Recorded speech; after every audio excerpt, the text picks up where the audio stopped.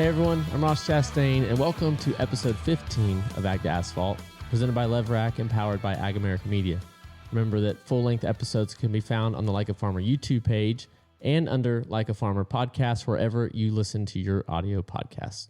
Today, we're going to look back at Richmond, Daytona, and Darlington, as well as take you on a trip out to California and show you around Monte Visit Farms. I'll answer some of your Ask Ross Anything questions, and then we'll look ahead to Gateway, the second race in our playoffs. But first, it's time for the Smashdown, presented by LEVRACK. We're here in the studio at the farm, back from Darlington. But first, let's go back to Richmond, where for us, not a lot happened. We qualified bad, as has been our usual for the summer, in 33rd, and we drove up to 19th. Not a lot to talk about. Pretty uneventful stuff, a lot of part throttle. The tire definitely wears out and slows down, but the rubber stays on the tire. So I think we're making good progress with Goodyear, and pretty uneventful night at Richmond. When we went to Daytona, we didn't need to be the story, and somehow, yet when we don't need stage points and we didn't have a spot to gain in the regular season points, we go out and finish second in the first stage, pushed the 5 to the win, and then won the second stage. Actually was taking the green for the final restart in stage 2 and had to ask, as we were getting up to speed in turn 1, how many laps there were to go, and they said 8. So that was cool. Not intentional, which maybe I should do that more often, not try to win a stage, and maybe I'll win more. Got more stage points, I feel like, in that race than we have all year. And then, had a shot to go into stage 3 with track position and gonna just get some fuel. And I slid through my box at the stage 2 end, locked my tires and slid through by I don't know how far, but had to back up and lost all our track position and never recovered. So if I would have chosen the top on the final choose, maybe. We have a shot to go with Daniel in the 12, the top of 3 wide, but I was stuck on the bottom staring at the back of Michael McDowell's bumper, and him and I were just stuck down there, and our line did not move. So good to see a lot of family. Got out of there clean. Had a good night with some buddies after the race, stayed the night there at Daytona, and went home to Fort Myers over to Alva and had some of Mima's home cooking, some peach cobbler, and all the stuff. It was good times with the family. And then back to work and back to North Carolina. And headed off to Darlington, where we finally qualified good. Oh my gosh, Ben, that was good. Good Saturday. Proud moment. Yeah. Proud. It was one of your better Saturdays in a while. My gosh, it felt so rewarding to accomplish that, to put in the work, execute through practice. We fell off at the end of practice, lap time wise. I actually thought the 3 and 45 had pitted and worked on their cars and had cold, newer tires, and that wasn't the case. They were just better. So we made some good adjustments going into qualifying and executed there in 6th, which was that's a 1-car pole in my book. And then we executed through almost the entire race. Definitely on lap time, we were able to kind of manage our gain and loss. Not always good on the short run, which is not our normal MO, but would hang on well and ran inside the top 5 to, I feel like, 7 the whole race, and then had a fueling issue at the very end and had to ride around at 50% throttle, which that is a big power loss. 60% was okay. It was manageable, and then 50% was not pleasant. So finished 11th, but avoided disaster and almost got caught up in that lap 1 deal. I don't know, where were you at for lap 1? I was over in turn 1 and 2. Wow. Yeah. I saw you go by. I'm like, yep, that's it. That was going to be it. Gonna get the socials ready for that mid-race post of being out. We'll get him on to the next. Hey, glad we didn't have to. Yeah. And the Kit Moore picture. That was going to be the only thing I was going to have. Yeah. The grid pick. Yeah. He said the concert was okay. He said for a 2:00 concert on a Sunday, he got him riled up. Yeah, it was warm. Yeah. Yeah, it was pretty warm. I mean, not compared to a normal Labor Day. Yeah. Darlington. Yeah. I thought it was perfect weather. It was. There was actually a good breeze during the race too. As the sun went down, it cooled off nice. That one car was going so fast. Yeah. Not as fast as the 19. No, they were on rails. Goodness. It was unreal. Yeah. We got to second at one point, and he just drove away, and I was driving as hard as I could. I didn't care about the long run. I just wanted to stay with him and pace at his pace. He hung a straightaway on me in a couple laps. Yeah, and their pit crew was on it all night too. Like they only time they ever lost track's position was maybe on a restart, but it was very rare. Yeah. So yeah, he got used up at one point. The 11 took the lead from him aggressively. I had a front row seat to that. I hope that we don't ever do that at Trackhouse. It was too much for me. I say that and it'll happen. I'll end up being side by side with one of them and dinging fenders.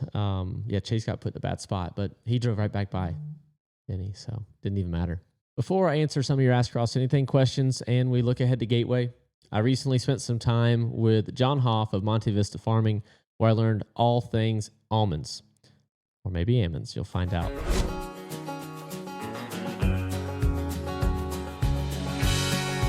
Cup race tomorrow. We're rolling off 4th in our Kubota Chevy. Now, I had a ton of travel issues getting out here. Tons of flights canceled, missed a flight, lots of Ubers to different cities.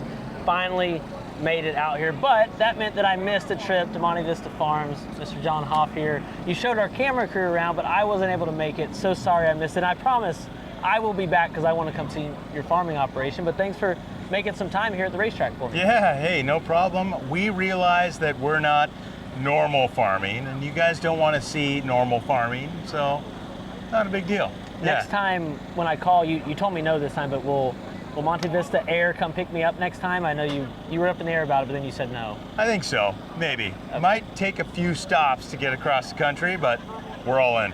Yeah, for sure. Tell me your story. What got you to this point? So I'm a 3rd generation almond farmer. We do say almond here in California, in the right spot of California, not almond. My grandfather built his first hulling facility in 1967.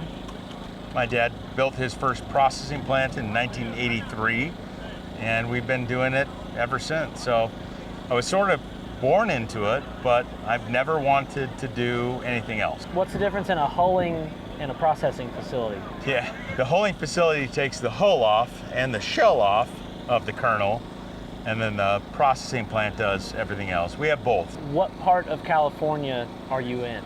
The best. Which is? Ripon, California. Ripon. Yeah. Okay. For those of us that don't know, where is Ripon? I didn't make it there. Where's it at? Yeah, so we're about 70 miles east of San Francisco, right in the Central Valley. And for the people who don't know, the Central Valley is the most fertile farm ground in all of the U.S. We are the largest producer of agricultural products in the U.S., and it all comes from about 60 miles that way. When we plant an orchard, it takes about 3 years for it to come into production. Then we're harvesting for about 20 years or so. And then we look at redevelopment when that orchard is about 25 years old or so. Yeah. So do you have a rotation, or are you in a 25-year block and you're going to have to take 3 years off ever, or you have a constant? It's all almonds. Yeah, constant so we don't rotation rotate. Yeah, exactly. But I mean, at the end of the 25 years, you have different age trees. Yep, exactly. So with all our orchards, we like to have about a 20% come out every year, and then redevelop that, and then just keep going. So we don't have a branded product. We sell to people who are manufacturing things like marzipan, or doing like roasted nuts or sliced, diced, slivered products, stuff like that. But we sell to Japan, China, India, the Middle East, all over Europe. About 90% of our product is exported outside of the U.S. Why do you keep doing this? Why do you stay in farming? In California, I think my opinion, being from Florida, growing up, I didn't grasp the agriculture presence that is here in California, right? I hear about the coast, I hear about the big cities, but for your valley and the fertile land that you have, there's still uphill battles. There's still days that you must question it, but why do you keep doing this? Just nothing else I can do. I mean, I love it. Ag is in our blood. I honestly don't know what else I would do. I love farming. I love growing things. I love producing food. I love all the challenges that come out of every single day. I love working on stuff. I love using my hands. There's just not a single thing that I would want for myself or my family outside of farming. It's a hard life, but it's a good life and good values, and that's what we're about, you know? Talk to me about water. It's July 12th. The Sonoma landscape here around the racetrack turns brown. I've been here in earlier months for a test. It was green. What's water like for you in the valley? Yeah, we have some huge issues going on with water here in the state. It's tough. You have to be in a very secure water spot in California to grow permanent crops like we do, like almonds. We grow trees. We grow an inland forest, basically, and those inland forests need water, and it's tough. Is there a pest, virus that the almond tree has faced that it's losing a battle to? Is there anything that's really heavy against an almond tree in 2025? So navel orangeworm is probably our biggest, like, arch nemesis right now. We have new pests that are starting to cause problems, but still NOW, navel orangeworm, is our #1 challenge right now. Yeah. So we've got some new technology, which is great, trying to use like pheromone mating disruption. For the most part, it's still controlled through conventional means. All right, well, thank you. Yeah. That's all the questions I had. Cool. I appreciate you taking some time here a little after 5 o'clock on Saturday afternoon. It's why we like seeing y'all here, is you take a break from reality. Yeah. The farm will be there. You've got a good group managing it, and they'll be there Monday morning when you get back. That's right. Cool. Thank you, John. Thanks. Big thanks to John Hoff, Monte Vista Farming, and Georgia Boot. Now it's time to answer some of your Ask Ross Anything questions. All right, be sure to keep submitting these to the comment section. First one up is Jonathan McCrae, 4179. He asked, did I have any favorite professional sports teams? I mean, I consider college football professional, so I'm a Gator fan, and then Miami Dolphin fan for NFL. Next up is GM Log MD, and excluding current drivers, who's the driver that I respect the most, and what do I respect the most about them? I mean, the king. You can't get past that. If you win 200 times, that's never going to happen again. And he did it for so many decades, and with his own team, and just navigating all things that life was throwing at him in the sport back then. That's to do it that long and win that many times. It's no accident, clearly. And then actually, for me personally, just getting to see him at the track still. He travels almost every week. He's on the plane. He's there in the garage. He's involved. So that's he doesn't have to do that. And that's really, really cool for me to get to see him and have a bit of a relationship with him. I can walk up and we talk in the garage throughout the year. So that's Richard Petty, definitely top of the list. All right, last one is Hamp 206, and the question is, was Ag to Flag considered for the title of this show? I don't remember Ag to Flag being on the list. I think it was just always Ag to Asphalt. Even going back to last year, that's what it was called. I don't know if we ever considered renaming it, like when we kind of switched to this show format, but yeah, I feel like it has a good ring to it. Yeah, I think it's fine. I mean, Ag to Flag could work. Yeah. I love a good flag. Yeah.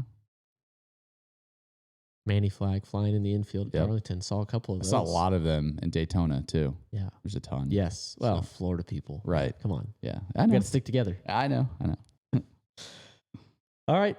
That's it. Next up, Gateway or Worldwide Technology Raceway, or the track just outside of St. Louis. I can't keep up with the names of some of these tracks. It's but also in Illinois. All right. So the river and the city is St. Louis is mainly in Missouri. But And then you cross over and it's Illinois, which is where the track is. Is that west? East. It's east. It's on the east side. East. when you drive the Busch Light car, you get invited to a lot of things in St. Louis. Yeah. It's gonna be a good week. Yeah. Cardinals game Wednesday night. Golf with the boys Thursday. I don't You golf? No, I don't play golf. Drink Busch Light There you go. with the Busch Light boys out there in St. Louis. So some folks from the brewery coming out. Remember, I just drive their car, guys. And remember, I drive the car. They brew the beer. It's going to be a fun week. And then getting on track.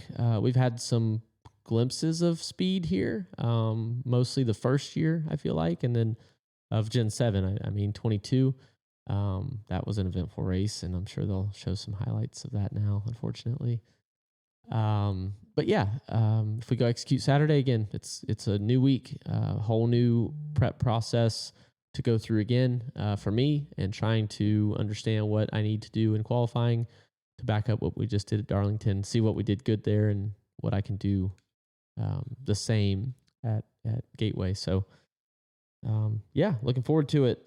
Two totally unique ends of the racetrack. 1 and 2 can even get down to third gear, where the straightaways were up to fifth, and then down to fourth gear in 3 and 4. So I've got some crazy memories at this track. I go back to start and parking the first time I went there in the Truck Series in 2018, and then in 2019 winning this race to lock us into the playoffs that year. That was a really big win after getting disqualified the week before. So crazy to think I start and parked and won back-to-back years. I don't know how many times that's happened in the sport, but I know that I've done it. Start and parks don't even really happen anymore. They're a little more low key, I think. Well, they were always low key. You weren't allowed to talk about them then. I shouldn't even talk about them now, but we had to do it just to pay the bills. Yeah. So Reminds me of a tweet that came up like a month or two ago from like, what was it, like 17 or 18? yeah, maybe Chicago land. I have no idea. I think I tweeted it because we or was missed, it like Eldora? Chicago. Maybe it was I think it Chicago. was Chicago. I think we missed because of rain. Like we were fast enough and we qualified in, but then with like a couple trucks to go, it rained.